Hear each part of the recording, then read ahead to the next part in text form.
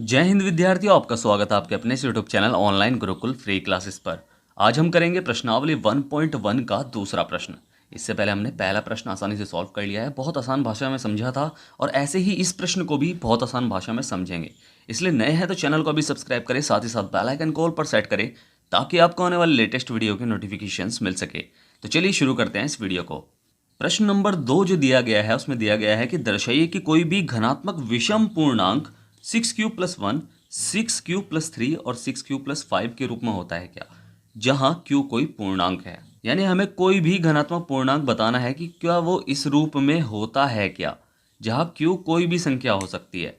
ठीक है, उसके लिए हम क्या करेंगे कि मान लीजिए कि वह धनात्मक विषम पूर्णांक जो है वो कुछ भी मान लो, आप अल्फाबेट a मान लो, x मान लो, y मान लो, z मान लो। ठीक है, तो हम क्या करेंगे कि स्टार्टिंग यहीं से ही करेंगे कि माना वह घनात्मक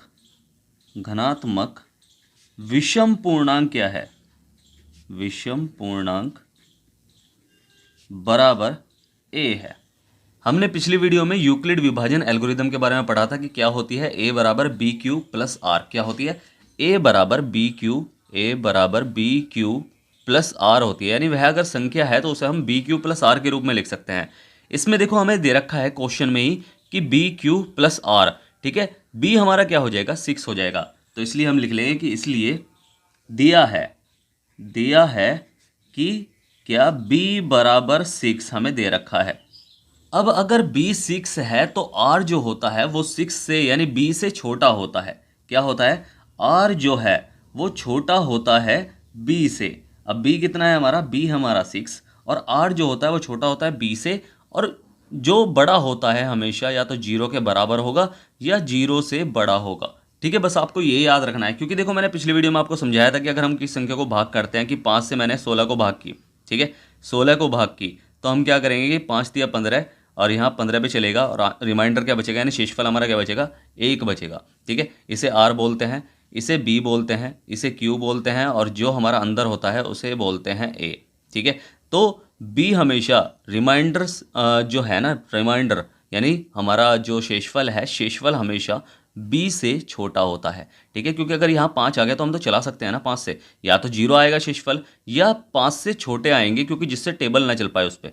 ठीक है, तो क्या आएंगे, कम से कम भाई आर का मान क्या क्या हो सकता है भाई, 0 हो सकता है, 1 हो सकता है, 2 हो सकता है, 3 हो सकता है, 4 हो सकता है, इसके हिसाब से बी के हिसाब से।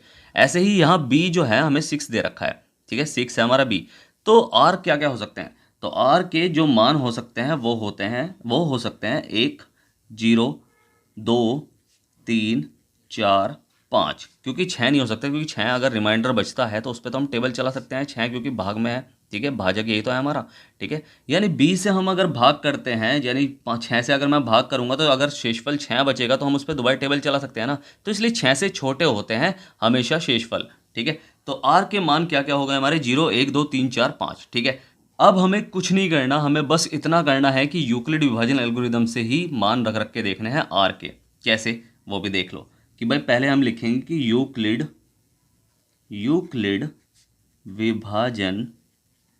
विभाजन एल्गो, या प्रमेय का कर सकते हो आप, एल्गोरिथम से, यानी a बराबर बी क्यू प्लस आर से। ठीक है, तो हम इसमें क्या करेंगे, इसमें सबसे पहले हम r बराबर सब एक एक करके रख लो, पहले 0 रखो, फिर 1 रखो, फिर 2 रखो, फिर 3 रखो, फिर 4 रखो, फिर 5 रखो। तो r बराबर क्या रखने पर, सबसे पहले हम रख रहे हैं 0 रखने पर। तो r बराबर अगर हमने 0 रखा तो a ही है हमारा।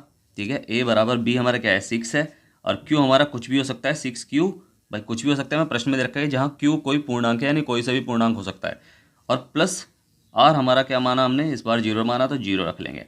अब देखो इसमें कोई भी सी भी संख्या रख के देखो, q की जगह कोई सी भी संख्या रख के देखो और इस पूरे को कैलकुलेट करके देखो, इस पूरे को कैलकुलेट करके देखो।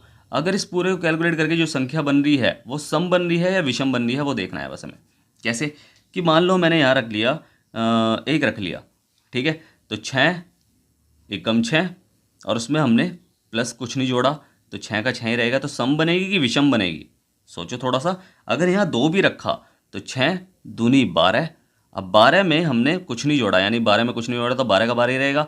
तो क्या वो सम बनेगी या विषम बनेगी? अब देखो यहाँ 3 रख के देख लो, 6 3 18, 18 में कुछ नहीं जोड़ा है ना, 18 है, आंसर 18 ही आएगा। तो 18 सम है कि विषम है?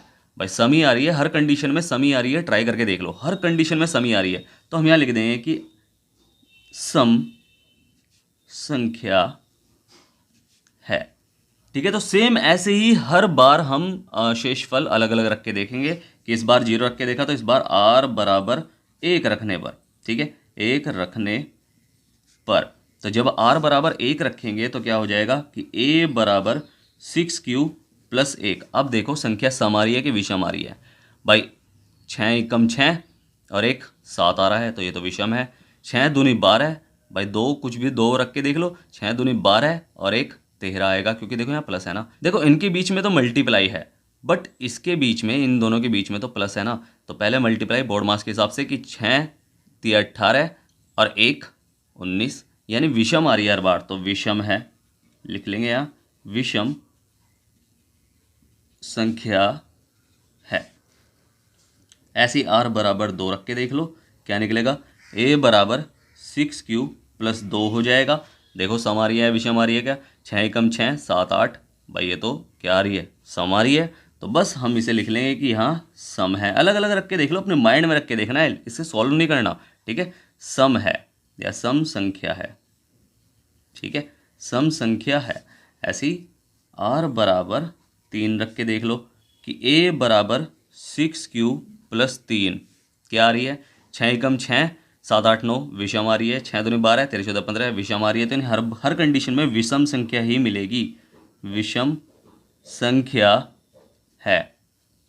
अब ऐसे ही r बराबर 4 रख के देख लो, ऐसे ही अलग अलग रख के देखना है। तो r बराबर 4 रखने पर क्या हो जाएगा कि a बराबर 6q प्लस 4, तो 6 एकम 6 4 10 6 दूनी 12 और 4 12 4 कितने होंगे? 16। तो भाई हम देख रहे हैं हर बार इसमें कौन सी संख्या आ रही है इन अलग अलग शेषफल रखने पर। तो हमें पता चल रहा है कि कभी विषम आती है कभी सम आती है। तो इसमें सम आ रही है तो यहाँ लिख लेंगे सम संख्या है, ठीक है। और ऐसे ही r बराबर इस बार क्या रखेंगे? r बराबर 5 रख के देख लेंगे। 5 रख के भी सेम टू सेम आपको वैसी ही संख्या मिलेगी जैसी संख्या आपको चाहिए, ठीक है। और हमें बिल्कुल आंसर करीब आने वाला है, और बहुत आसान भाषा में आपको समझा रहा हूँ, क्योंकि देखो कोई भी डाउट हो फिर भी आप मेरे से पूछ सकते हैं। मैंने आपको कह रखा है कि डिस्क्रिप्शन बॉक्स में मैंने टेलीग्राम, इंस्टाग्राम, व्हाट्सअप तीनों की लिंक दे रखी है, कहीं भी जाकर कुछ भी पूछ लेना, ठीक है। 100% हेल्प करूंगा। तो r बराबर 5 रख के देख लेंगे। लास्ट हमारा है कि a बराबर 6q प्लस 5 हो जाएगा, ठीक है। अब मान रख के देख लो, 6 एकम 6 6 और 5 11 हो गए, 6 दूनी 12 12 और 5 12 5 17 हो गए। तो हर बार क्या आ रहा है? विषम आ रहा है, विषम संख्या है, ठीक है। तो बस हमें देखना है कि कब कब विषम आ रही है।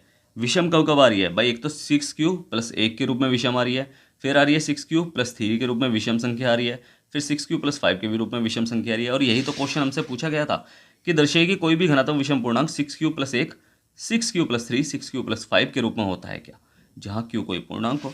तो हमने देखा कि हाँ भाई 6q प्लस 1 6q प्लस 3 और 6q प्लस 5 के रूप में होता है। बिल्कुल 100% ये सही है भाई। सम संख्या विषम संख्या किसे कहते हैं वो तो आपको पता ही होगा ना, कि सम संख्या जो 2 से डिवाइड हो जाए और जो विषम संख्या जो 2 से डिवाइड ना हो, यानी 2 से विभाजित ना हो। तो बस इसे लिख लेंगे कि अतः स्पष्ट है, अतः स्पष्ट है।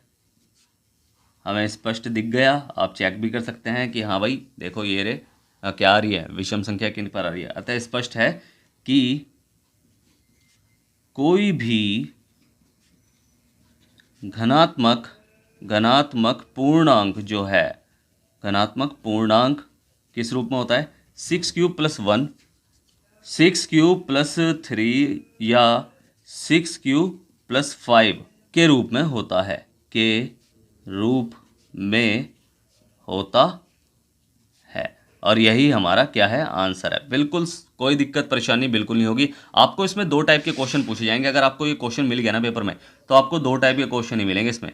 कौन कौन से? एक तो आपको मिलेगा कि दर्शाइए कोई भी घनात्मक पूर्णांक विषम पूर्णांक इसके रूप में होता है क्या, और एक आपको मिलेगी कि दर्शाएगी कोई भी धनात्मक समपूर्णांक। बस आपको b का मान हर बार अलग अलग मिल सकता है। इसमें 6 मिला हुआ है तो अगली बार आपको 9 मिल सकता है, 7 मिल सकता है, कुछ भी मिल सकता है। इसमें आप b का मान अगर आपको जिस हिसाब से मिला उसके हिसाब से ही आप r का मान अलग अलग रख लेना, ठीक है। अलग अलग r के मान निकल जाएंगे आपके, कि मान लो 7 आपको b का मान मिला है तो r क्या क्या हो सकते हैं, तो r के मान क्या हो जाएंगे, r के मान हो जाएंगे 0 1 2 3 4 5 6, ठीक है। 7 नहीं होंगे, 7 से कम होंगे, ठीक है। r का मान हमेशा यानी शेषफल हमेशा b से कम होता है। तो अगर 9 मिला तो क्या क्या मान हो सकते हैं r के, यानी रिमाइंडर हमारा क्या क्या हो सकता है, तो वो हो सकता है 0 1 2 3 4 5 6 7 8 तक हो सकता है अगर 9 हुआ तो भी, ठीक है। तो ऐसे ही हर प्रश्न में आपको अलग अलग मिल सकते हैं मान, बट क्वेश्चन वही होगा, ठीक है। सम पूछा है तो सम दिखा देना, विषम पूछा है तो विषम दिखा देना। जहाँ जहाँ विषम लिखा है हमने भाई, यहाँ कोई भी धनात्मक पूर्णांक इसके रूप में होता है, ये हमने देख लिया कि कोई धनात्मक विषम पूर्णांक, ठीक है। धनात्मक विषम कर लो, यहाँ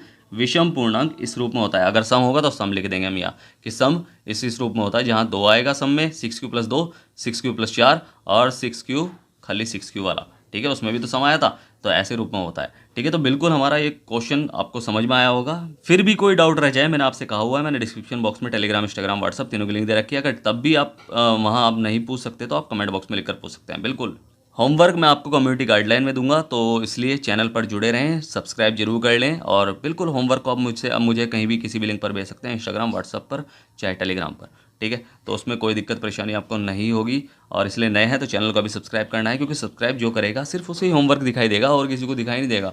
तो इसलिए सब्सक्राइब जरूर करें, साथ ही साथ बेल आइकन कॉल पर सेट करें ताकि आपको आने वाले लेटेस्ट वीडियो की नोटिफिकेशंस मिल सके। तो मिलते हैं फिर अगली वीडियो में, तब तक के लिए bye bye, tata, see you, जय हिंद।